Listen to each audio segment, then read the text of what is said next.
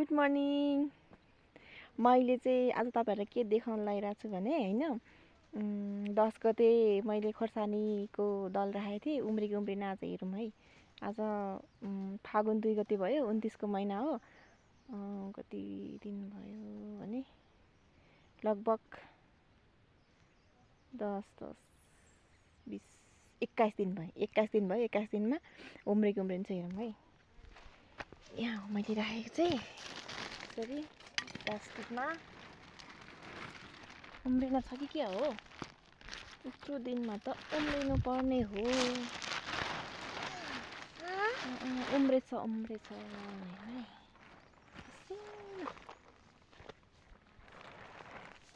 यहाँ चाहिँ बेसरी उम्रेछ है। यहाँ पानी पुगेन छ यतापट्टि चाहिँ। छेउमा चाहिँ यहाँ चाहिँ उम्रेछ।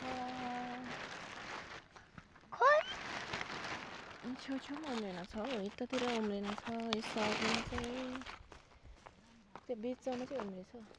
यहाँ चाहिँ यति धेरै उम्रिरहेछ कि यहाँ चाहिँ उम्रेछ।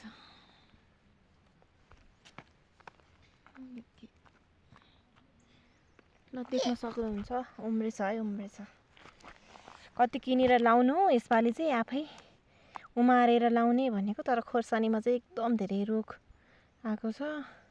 यो चाहिँ रोग नलागेको बोटको हो। यसपालि यो वर्ष रोपेको बोटको हो। यो चाहिँ नयाँ बोटको रोगले नभेटाउँदै मैले अगाडि नै टिपेर सुकाएर बनाएको हो।